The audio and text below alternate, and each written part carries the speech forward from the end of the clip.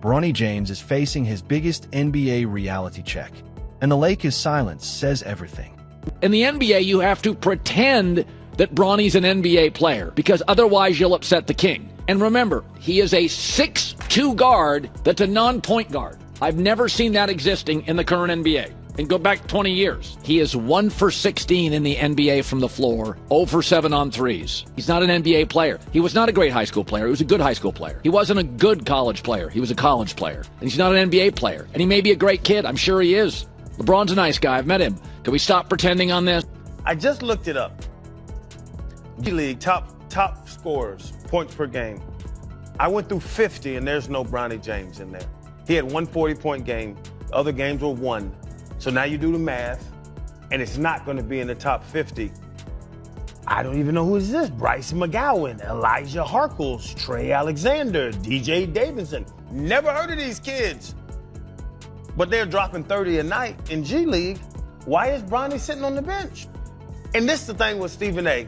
Bronny James, he's 7 for 28 in 4 preseason games from the field. He's 2 for 13, I believe, from three-point range. He's got 8 assists and 8 turnovers. He's moving into year 2. This guy is not an NBA player. There's an unspoken rule in the NBA that every player knows the moment they enter a locker room.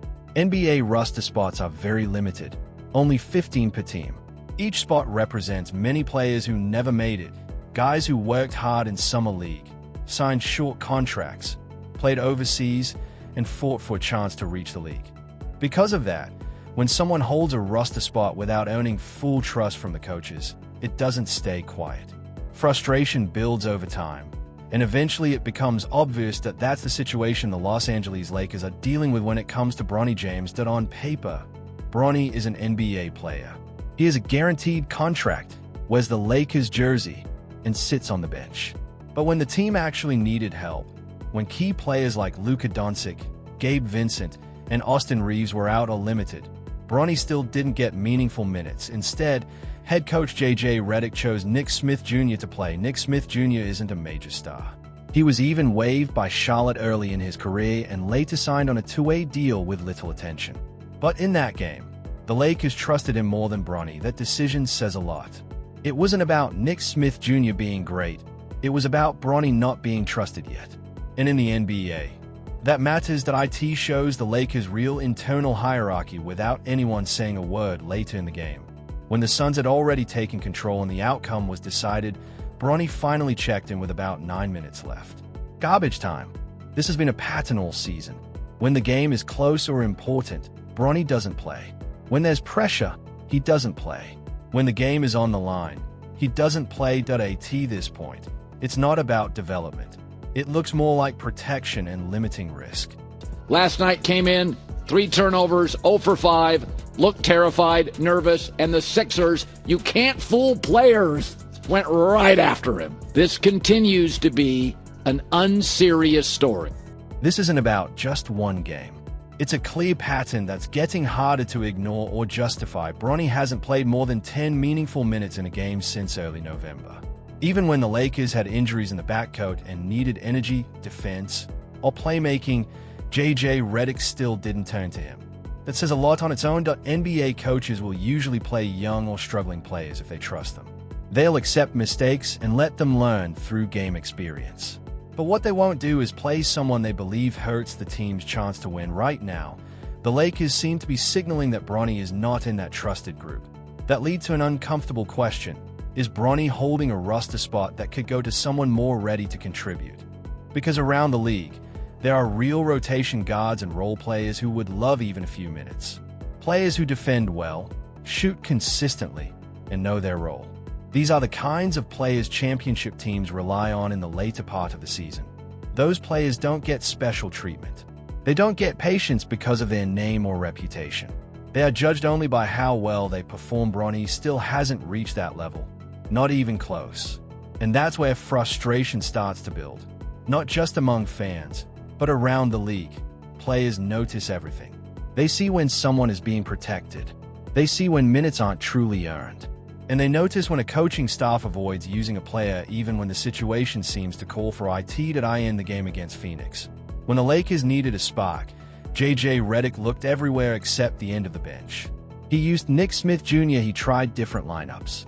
He gave Austin Reeves more responsibility.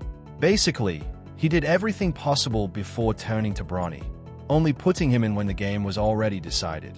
That doesn't feel like random rotation choices. It feels like clear hesitation. Looking at Bronny's numbers doesn't help his case either. In around 15 games, he's averaging under 2 points per game with very limited assists and little defensive impact. Most of his minutes have come in garbage time against opponents' reserve players. When the game is already out of reach, these aren't high-pressure situations. They are not against starters or playoff-level competition. And even in those moments, he hasn't clearly stood out. That's the part many fans struggle with. If a player dominates garbage time, shows energy, defense, shooting, or playmaking, coaches usually reward that. Effort and impact always get attention in the NBA.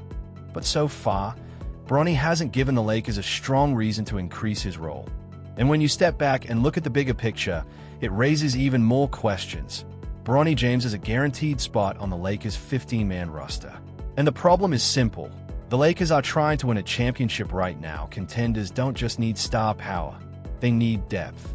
They need defensive guards, reliable role players, and players who can handle playoff-level pressure. But one of their roster spots is being used on a player they clearly don't trust in meaningful games. That creates a long-term issue. NBA front offices don't make decisions based on emotion or storylines. They operate on performance and value. When the trade deadline approaches, every contract turns into either an asset or a liability. Right now, Bronny looks less like a long-term developmental piece and more like a question mark the Lakers will eventually have to deal with. The reality is, he's not untouchable. No matter the story around him or the attention he brings, the Lakers' own decisions already show he's not part of their real rotation. And if that's the case, keeping him on the active roster becomes harder to justify, especially for a team chasing a title. That there's also the bigger picture with LeBron James. He opted in for another season, but that situation isn't permanent. When that era ends, so does any extra protection or pressure that comes with it. After that, Bronny will be evaluated like every other player in the league, purely on production, consistency, and impact, and so far, that evaluation hasn't been very strong. That doesn't mean his NBA story is over. It just means, right now, he hasn't shown enough to change how the Lakers are using him. Development in the NBA is never a straight path, especially for guards. It takes time, representatives, and real game minutes to grow. But development only works when a player actually gets consistent opportunity, and that comes from trust. Right now, Bronny has neither. He's in one of the worst situations for a young player, officially on the roster, but not really part of the team's rotational plan. That's how a lot of careers quietly stall before they ever fully start. The uncomfortable reality is that there are players in the G League, overseas, and even sitting in free agency who could probably help the Lakers more right now than Bronny can. Some are defensive specialists who take pride in stopping opponents. Others are high-energy guards who change pace. Some are floor spacers who understand their role and play within it perfectly. Those are the types of players contenders rely on in big moments. But roster spots are limited, and one of those spots is currently taken by Bronny James. This isn't about attacking him personally. It's about the reality of the NBA. The league is extremely competitive because there are far more talented players than available spots. Every roster decision matters, and every spot sends a message, and right now, the message from the Lakers is clear. They don't trust Bronny James to help them win at this stage.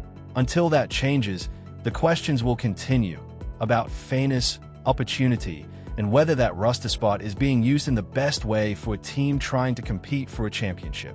Because in the NBA, nothing matters more than winning. Not names, not stories, not history, just impact on the court. And that's the reality Bronny is facing right now.